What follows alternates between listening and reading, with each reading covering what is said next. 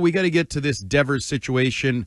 When we went off the air on Friday, we were talking about Devers and his refusal to play first base and the conversations he had with Breslow and seemingly his fractured relationship with Breslow and Alex Cora not seemingly stepping in and whatever was going on there. Well, the big boss stepped in. The big kahuna stepped in. The final boss, as The Rock calls himself in WWE these days. John Henry got on a plane and flew to Kansas City to have a one-on-one conversation with Rafael Devers, although reportedly and apparently Alex Cora was in the room.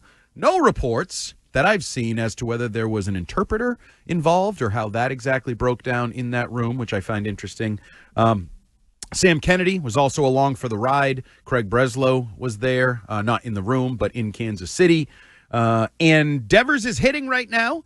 And he's getting a meeting from John Henry that was termed an honest and candid exchange, which I think Rich Keefe might have been right. That was a nice way to say screaming match between two people yelling at each other, their sides of the opinion.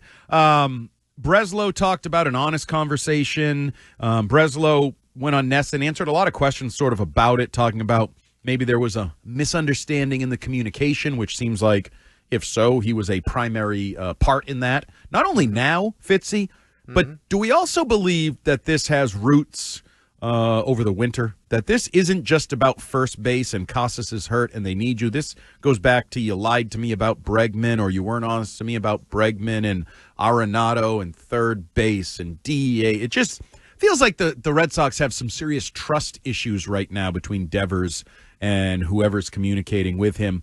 But the thing I find interesting, Fitzy, today, we get a lot of columns written about this. Jen McCaffrey had one.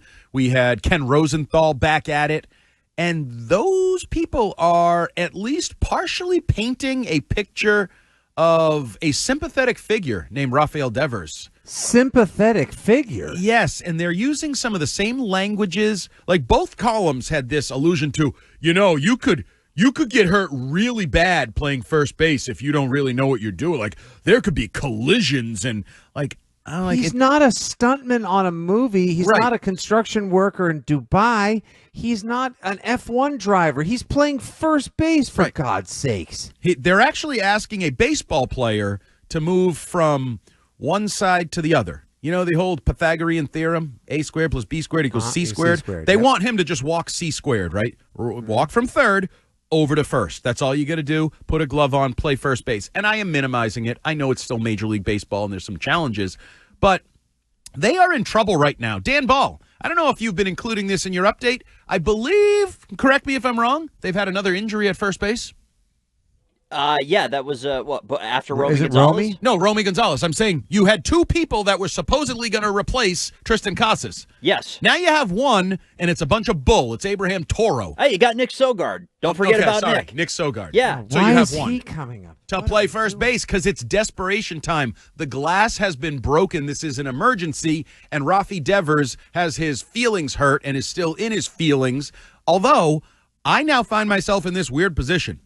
I'm all in with John Henry.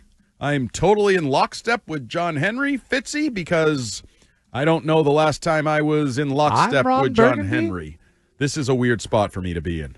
It is an incredibly strange spot for all of us to be in, considering all we did was bitch at John Henry for the last half decade. Spend more money on the team, pay more attention. Just because we got 4 World Series doesn't mean we have to stop winning them now.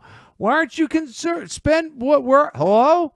Yeah. Oh, and you're, spending money on your fancy soccer team, even though they call it football other places, whatever. And you're buying into the Penguins and you're doing business with LeBron and Roush Racing and that. Everybody felt like his focuses and energies were everywhere else but on the Red Sox. Thing is, he's not like Steve Cohen is a multi-billionaire, but he's a diehard Mets fan, so that's all he ever wanted to focus on. Bill Chisholm, multi-billionaire, all he's wanted to focus on is the Celtics. You know what I mean? Like, there are these guys that have tons of money, but they have like one team that they have always been a passionate fan of.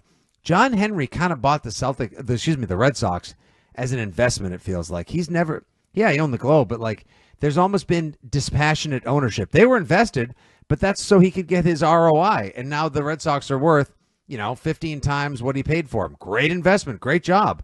Problem is around here, we're not just invested in them in terms of like dollars and cents and portfolios and hedge funds. We're invested in them in headlines and conversation points, rite of passage, birthright, all these things. So there's been this great disconnect that he decided to get on a freaking plane to go talk to his third baseman when there was a road trip, when he could have just like gotten in the car from Wellesley or Newton or wherever the hell he is and gone down to Fenway. Wow. Well, it was hitting the fan. Speaks volumes. Clearly, it was hitting the fan. And let's take your John. That thing went hyper viral on Friday. That was the optics on that were terrible. Yeah, but there's been a lot of bad optics where he hasn't decided to inject himself in the day-to-day operations of the baseball team. This time, he did. Whether it was at the request of Sam Kennedy and Craig Breslow and Alex Cora or not, I'm not totally sure. But I will say, you just brought up he cares about return on investment. That's why he bought the Red Sox. That's why he's in business. Okay. Maybe that's why he's on the road. He invests $313 million on this guy who's refusing to do his job, who's refusing to be a good team player, who's refusing to play his role for a baseball team, therefore hurting the baseball team in a tangible sense, but also maybe in an intangible sense.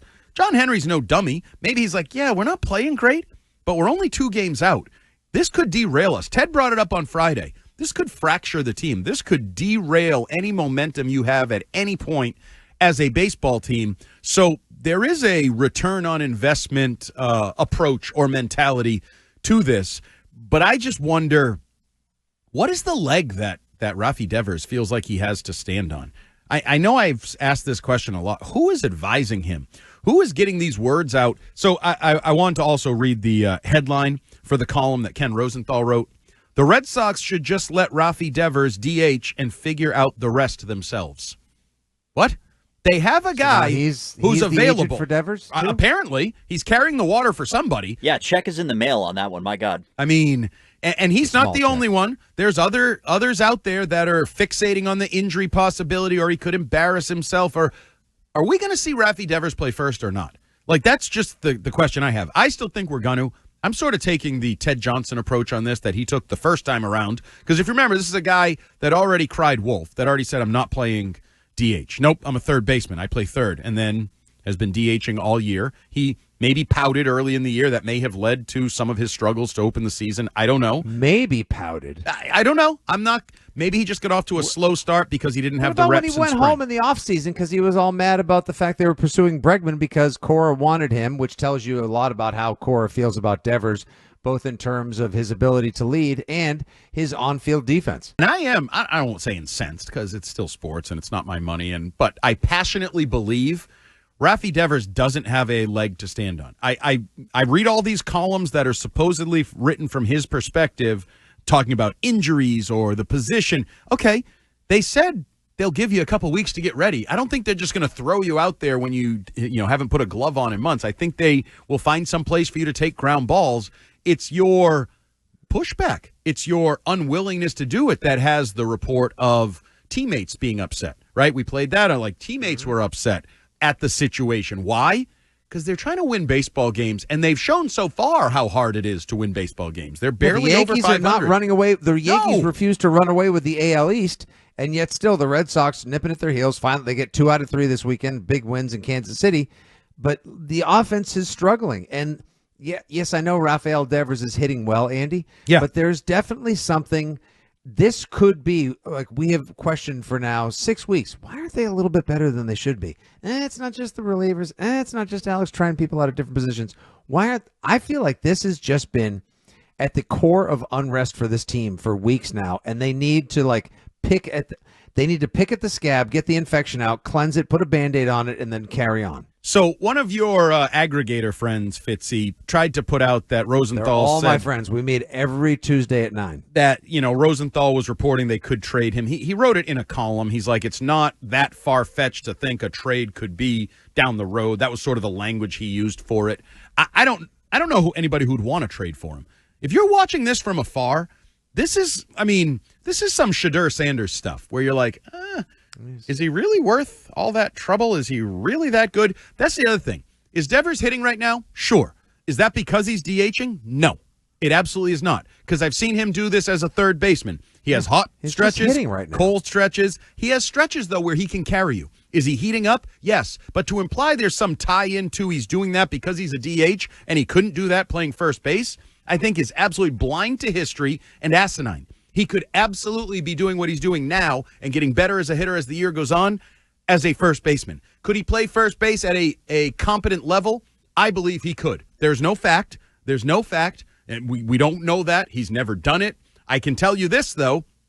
The guy he's replacing wasn't that good. So I'm not looking for gold glove caliber first base. I'm looking for good enough first base. And if you play first base, DH is open. So whether it's Fitzy's dream and we start getting at bats for stud minor leaguers, or whether it's simply Matsuzaka Yoshida is a good enough DH and you get a 280 hitter up there and say you got a professional ball player, the lineup's better. The lineup is better. Whoever you put in that spot, because if the kids don't hit, then it will be Yoshida. So somehow you will make that DH spot better. You'll make the Red Sox better. Maybe they'll win more games. Maybe they'll chase the Yankees. Maybe they'll pass the Yankees. Maybe they'll go to the playoffs. That's all that's riding on Rafael Devers' shoulders.